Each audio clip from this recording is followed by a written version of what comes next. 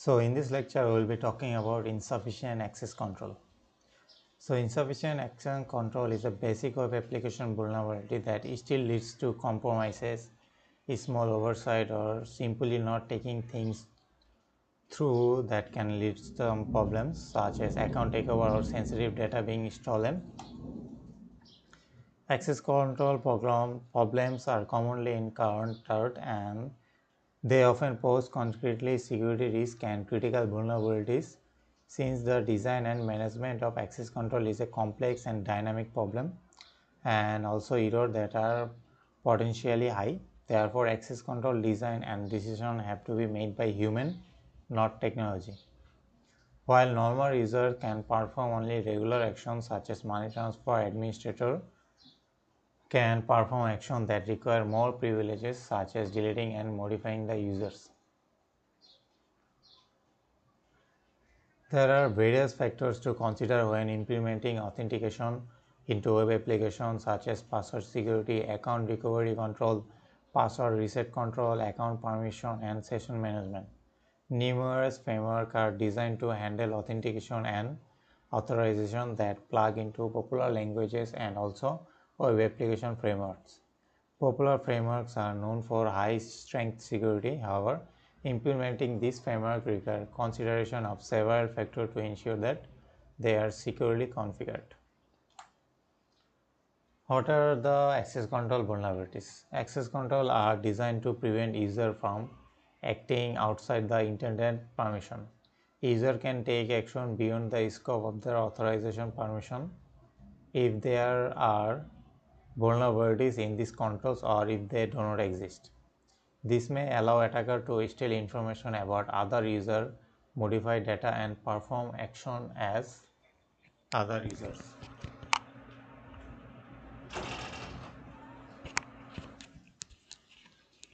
Two common names for splitting access control vulnerabilities into categories are horizontal privilege escalation. It occurs especially when a user can perform an action or access the data of another user with the same level of permission. And then vertical privilege escalation occurs when a user can perform an action or access data that requires a level of access beyond their role.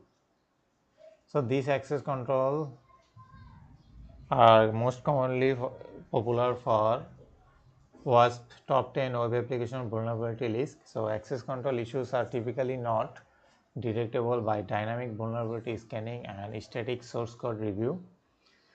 Tools as they review are that require an understanding of how certain pieces of data are used within the web application.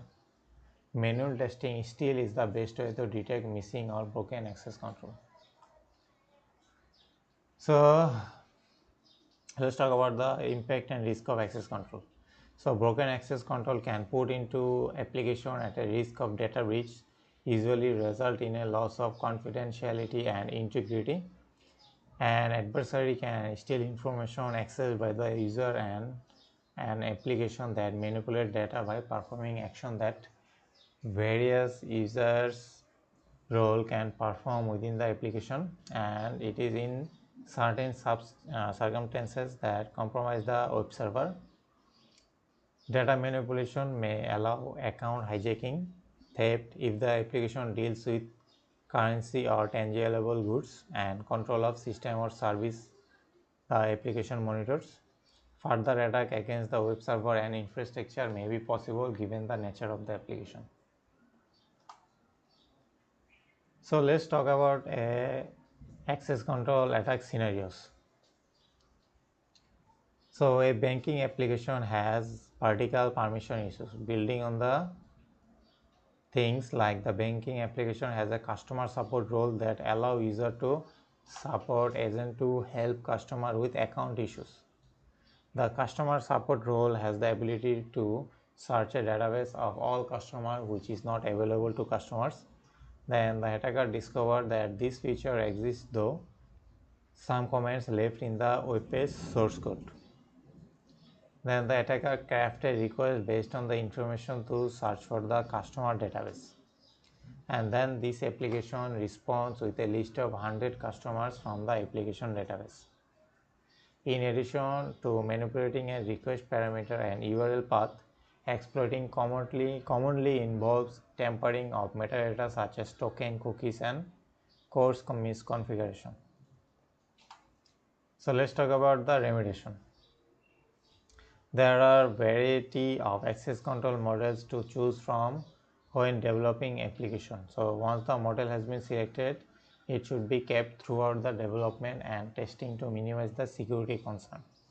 These models are like role-based access control, mandatory access control, permission-based access control, and discriminatory access control. These models are included with these but are not limited to this. So each model has its own pros and cons, but the selection of the model will depend on the several factors including the application's primary purpose and level of security required and design. Remediation of access control vulnerabilities will typically involve changes of the functionality of the application code.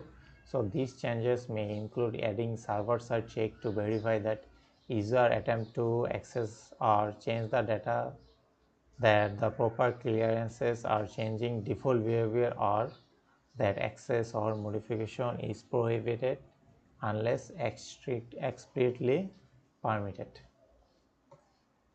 So that's all about you need to know about insufficient access control.